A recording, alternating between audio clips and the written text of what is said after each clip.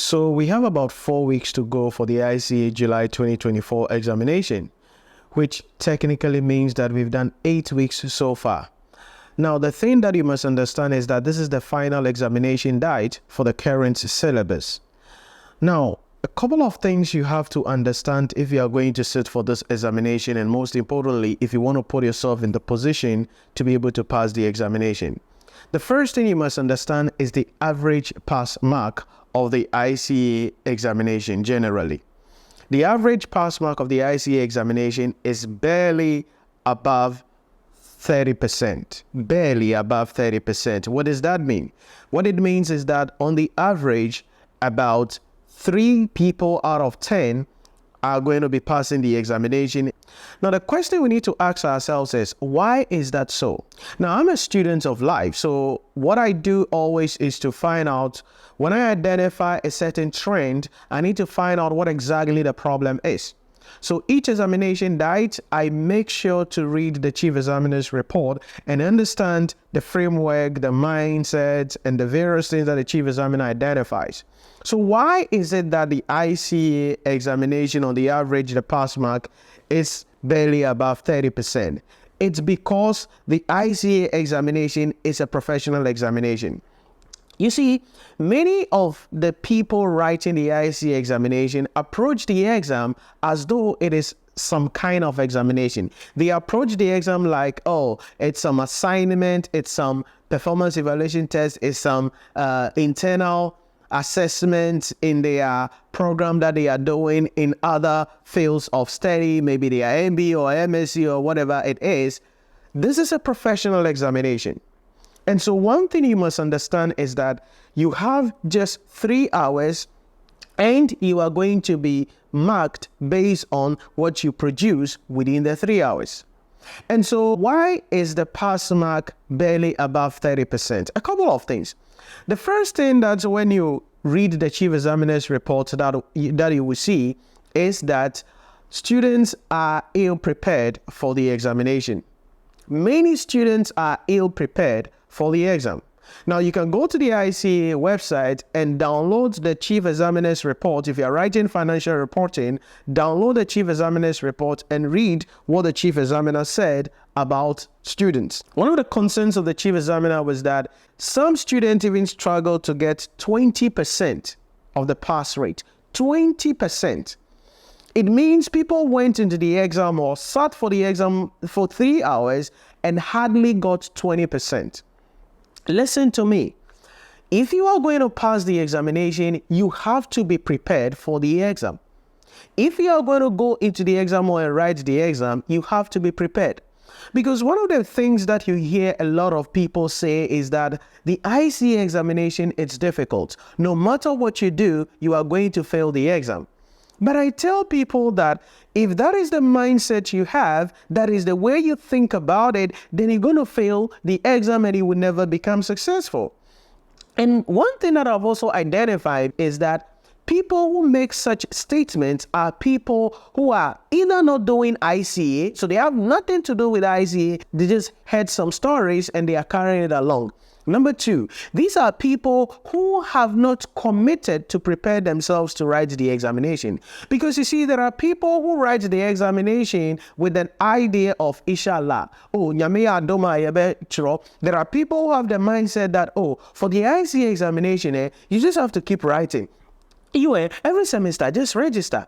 Every semester, just register, go to the exam hall and go and write. Every semester, just register, go to the exam hall, go and write. You will pass. Listen, you cannot approach the ICA examination with that attitude as though it is lottery that you are staking or it is something that you are doing. This is a professional examination. Now, my question to you is this. If you say the ICA examination is difficult, irrespective of what you do, you're going to fail, do you know some people pass the examination? Do you know there are people who sit for the exam, first night, boom, they pass the exam? Do you know there are people who take 2 years or a year to finish and become chartered accountants? Do you know there are people like that? Now, what makes these people special than you? What makes these people better than you? Do they have 2 heads? Do they have two brains? Then that is where many people will come in with some excuses. Oh, Nhyira, you don't understand. I have to take care of my wife, my children, my this, my that, my dad, my dad. Listen to me. Listen, you have to understand this. You have two options in life. And I tell my students this, and I hit them very hard. Nobody cares about how busy you are. Nobody cares about the things that you have to go through before you are able to do something that you are expected to do. Because in life, you don't know what others are going through. There is a saying that until you go to another person's farm, you cannot pride yourself as the best farmer in the world. So you may be saying that I have a lot on my plate. That is why I'm not able to do what I'm supposed to do, what I'm expected to do. But you don't know what others have to go through. There are people who are business executives traveling around the world all the time in meetings, but they still create time to study. They still create time to do assignments. They still create time to do performance evaluation tests. Why? Because they want to pass this examination as fast as possible and take their life to the next level. There are some of you, your life is literally on hold because of this ICA that you're doing. There are some of you, your promotion has literally been shelved somewhere because you are still not a chartered accountant. And you are working, you are out of work, going to work every day, but you are bitter inside. Why? Because the people that you report to, you think that you are older than them. You think that you have more experience than them. You think that they don't deserve where they are at, and you are always bitter of yourself. You are always bitter about life, and you think you are not being treated fair. All because you have not become a chartered accountant yet, because it may be a prerequisite for you to charter before you get that promotion. So instead of you being bitter about life, instead of you trying to ridicule people, instead of you trying to disrespect people, instead of you trying to give yourself excuses and say that, hey, listen, this examination is not difficult. I am the one not studying. I am the one not working hard. Instead of you looking within, you are looking outside of yourself. Listen to me. The ICA examination has reached a level where if you are lazy, you are somebody who sits around, you are someone who thinks you can just solve past questions and go and pass the examination, may I suggest to you, you will fail the exam and you will be miserable than you think. You will fail the exam. Because you see, the quality of the ICA examination now, it's at the best that it could be. This is not the 2010s. This is not the 2013s. This is not the 2015s where you can solve past questions and you can see the trend and you can go there and boom, boom, boom, get something and go away. No. Now, the verbs the examiners are using, the structure of the questions, the requirements of the questions is the same financial reporting, is the same public sector, is the same management accounting, is the same taxation, but the quality of the question is getting better. The examiners are diving deeper to bring the best out of students. So it requires students who have actually gone through the syllabus, who have understood the principles to be able to apply the principles. You cannot pass the examination if you are a lazy student. Listen, this is what I want you to do in the next 4 weeks. Have a study plan. And this is what you have to understand. You don't need to sit down 3 hours to study. Because there are some people who are like, Nhyira, I'm a busy person. I don't have any time available. And I tell them, listen, you don't need 3 hours to study. You need maybe 30 minutes, maybe 45 minutes. Here a little, there a little, something small. Maybe early in the morning, you wake up, you do something. Maybe during lunchtime, you have some free time, you do something. Maybe in the evening, before you go to sleep, you are not tired, right? You are not that much stressed. You can do something 30 minutes before you sleep. It is here a little, there a little. It is not the number of hours you study. It is the quality of the time that you are studying. And you have to understand this. Listen, you have to pass this exam. and you don't have any excuse. The ICA examination is not difficult. The ICA examination is not challenging. The ICA examination is not a tough exam. You can do it. But it is the excuses that you have. Now, you think other courses are easy? Or you think law is easy? Go to the Ghana Law School. You think engineering is easy? Go study engineering. You think medicine is easy? Go to the medical school. Everything is difficult. But there are people who are able to become successful. So the question you have to ask yourself is, how do they do it? There are people equally busy as you. There are people equally engaged as you. There are people who are even more successful, who have more responsibility than you, but they still want to improve themselves. They still want to advance themselves because they don't give themselves excuses. Your problem is the number of excuses that you keep giving yourself. Your life is full of excuses. Everything you are pointing fingers at other people. Everything you are pointing fingers at other people. You never take responsibility for yourself. And sometimes I sit down and I look at the attitude and how some of my students behave, and I'm like, you're not serious. You are not serious. Because I look at other students, especially my private class students, high-end clients, paid significant amount of money, how busy they are, the things they have to go through, and they still find time to do my assignments. They still find time to solve questions. They still find time to do this. You realize that, okay, it is not about the system.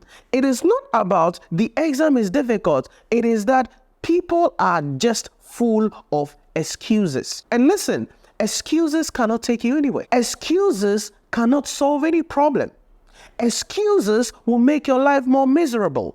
Excuses will make you write this exam over a decade. And I keep on saying this. We don't want to hear any stories. Oh, by the grace of God, I started this journey 10 years ago. And, over 10 years ago, it's been heartbreak, ups and downs. I wrote the exam 72 times. Oh, by the grace of God, I am now a chartered accountant. We don't want to hear that story. No, we don't want it. We want to hear people who take 1 year, max 2 years, finish, get it done, take your life to the next level, because you waste time. Whose life do you think will be better? Who do you think can have more opportunities in life? Who do you think will have more experiences in life? It is the person who took less time to still achieve the goal. So stop the excuses. We have 4 weeks to go. I don't want to hear the excuses. I don't want you to continue with the excuses, because nobody cares the things you have to go through every day. When the ICA examination committee, the examiners sit down and they are setting questions, they don't ask themselves, our students, they are mothers and fathers. Our students, they have a lot of responsibilities. So let's set the question in the manner that mothers with 17 children or fathers who are very busy can still pass the exam. That's not how they set the question. When they are putting together the question that will ultimately become the final question that you will see in the exam, or there are a couple of questions they ask themselves. Number one, are these standard questions expected of an examination like the ICA exam? Number two, does this meet the international standards for professional qualification examination? That is a question they ask themselves. Is the question standard? Does it meet international standards? Period. We're done. So your excuses doesn't boot anybody. Your excuses, nobody cares. So if you are sitting down and waiting a week to the exam, 2 weeks to the exam, 3 days to the exam, so that you attend some magical intervention classes and think you're going to pass the exam, may I suggest to you, you are setting yourself up for a significant failure in the examination. I tell people this: intervention classes, master classes are for people who have been on the journey, who have been studying, and those periods, you just want to polish them. Those periods, they have some difficulty, some few areas that they have challenges with, and these are the things you want to just fix for them. That is the purpose for intervention. You cannot sit throughout the period, 12 weeks, you've not attended any lecture, you've not studied anything, then magically you think a 3-hour class, a 6-hour class will help you to pass the examination. You are very delusional to think that way. And this is why many people think the ICAG examination is difficult. Because people think they can sit down, not study, not do anything, but they should just attend an intervention class of 3 hours, of 6 hours, and magically they should go to the exam hall and pass the examination. Who do you think you are? What are you smoking? You see, we have to deal with these issues. We need to speak to reality. So intervention class is effective for people who have been working, who have been studying, who have been doing things, so that those periods, they are just going to be pushed, give it a final push, so boom, they can go into the exam or and pass the exam. There are some of you, you've written the exam over and over again, and the reason you keep failing the exam is because you don't prepare for the exam. When the exam is getting closer, then you go and attend some intervention classes. Then for 3 hours or 6 hours, you think that a 3-hour class or a 6-hour class can help you to pass the examination. Listen, some of you must come out of delusion. Some of you must come out of the mindset that is enslaving you. And I've been in the game over a decade, so I've seen a lot of these things. Strategic case study. The same thing. There are some of you preparing to sit for the strategic case study examination, and you are not studying. You are not doing anything. You are not reading.